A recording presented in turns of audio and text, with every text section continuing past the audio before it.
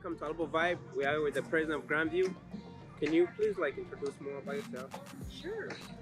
So Dr. Rochelle Keck, the new president here at Grandview University, actually the 14th president and our first female president in the history of the university. How you feel being the first? Being the first something powerful, It is powerful. It is powerful because more than anything, I think it demonstrates that anything is possible for anyone. Doesn't matter where you're from, what your background is, any of that. In fact, I myself was a first-generation college student, was a Pell recipient, was an Iowa tuition grant recipient, and education absolutely changed the trajectory of my life. So based on that, I know women, they won't be given a lot of opportunities in this type of field. And I know you're carrying a hard burden around you. And how it feels being inspirational to the youth, especially women. So I recognize that, and I think, first of all, I think it's wonderful, but I also recognize the importance of that, and so I try to be a good role model, but also try to do as much as I can to lift others up, not just young women, but young men and our students, and really, ideally, it's just about helping everyone to achieve, honestly, their best outcome. Yeah, that's pretty cool. Also, this weekend, I saw you were on the Iowa Future Business or Technology, and how you feel being there. And I saw you were around came a lot. I didn't even watch the video because I didn't have opportunities. But what did you guys discuss about in the future business or future readiness? Yeah. So it was the Governor's Future Ready Iowa Summit, and it was put on by the Governor's Iowa STEM Council, so STEM, science, technology, engineering, and math. And so it was really about, the discussions were about what will it take for Iowa to be future ready in the STEM fields in terms of career preparedness, education, and then making sure that our workforce is sufficiently educated and skilled to handle the future. Wow, that's pretty well. So based on that, I know you say the first generation, being being a president as well, also in the family. So what kind of tips or advice do you offer to the youth? I went to an institution, a small private faith-based institution very similar to Grandview, and I would recommend a couple of things. I would recommend that you just get involved in as much as you can, be interested in everything, because really, your 4 years in college or however long it takes you, don't be ashamed if it takes you longer than 4 years, right? But your 4 years in college is really the only opportunity you're going to have to just explore what interests you before you get out into that real world, and you have a mortgage and a spouse and babies and whatever else your future holds. It's just a really good opportunity to explore things and figure out what interests you, what you're good at, what you maybe aren't good at and need to learn more about.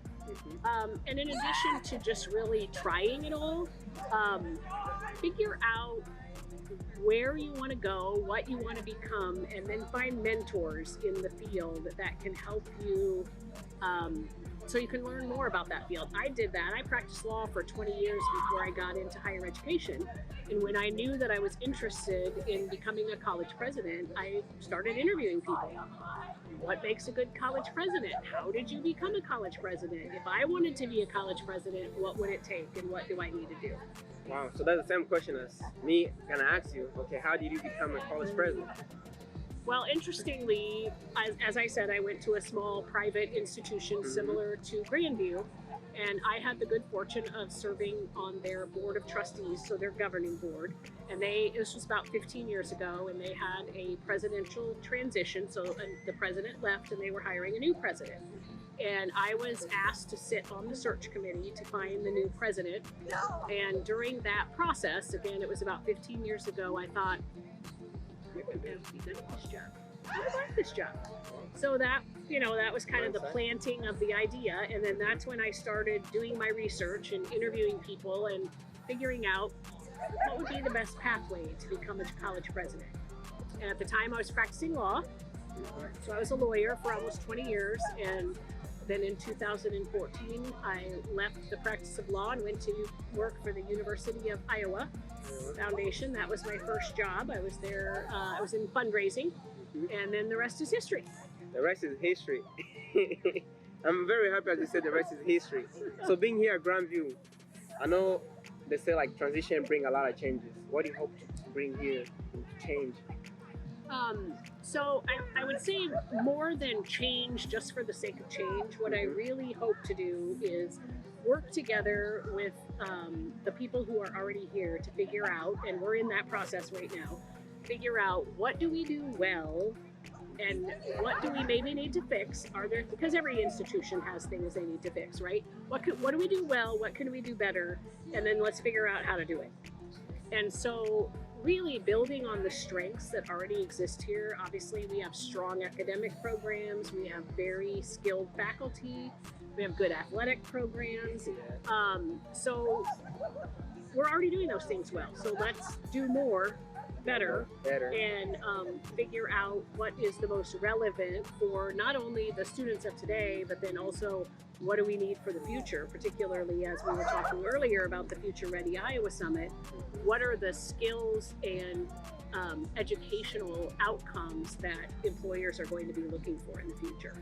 I appreciate a lot of touching base on that. Also, like there's a like a little concern about not having like a lot of language opportunities classes. Have you ever looked into that?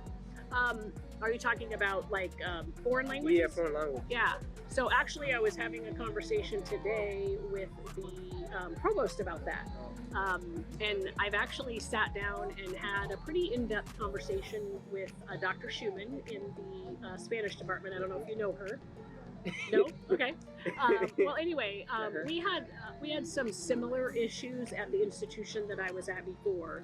And what we did was, because there was kind of a waning interest in students who wanted to major in Spanish, but they certainly wanted opportunities to learn Spanish, but maybe weren't choosing to major in it.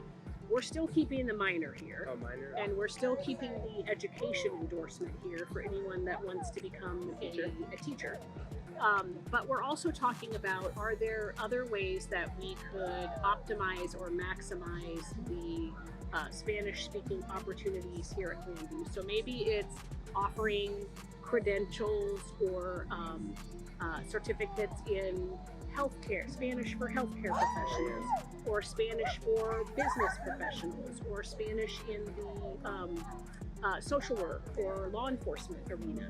And so I think we have some opportunities that we can continue to offer in a very relevant way, opportunities for students who are interested in pursuing a foreign language that maybe aren't interested in actually majoring in Spanish, because that was a problem, is my understanding, is that students weren't majoring in it, but we are still offering the minor and the endorsement for education. Yeah, I appreciate it a lot. Thank you so much for your time. I know it's very hard to find time with you as you being busy. Yeah. It seems like you work 24 hours, being here, adjusting to the new life in the run.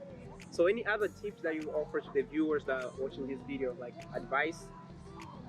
As I said earlier, just soak it up. Enjoy it all, and you're really at the students in particular, you're really at a great place for that, and it's exciting. I can't wait until graduation. That's my favorite day of the year, to see students really just ultimately achieve that dream and then go out into the world, change it, fix it. I appreciate a lot. Thank you guys for the viewer. It was a pleasure to give our time, because our time is like quick, and I'm very happy. So take care. Peace out. Yep. Peace out.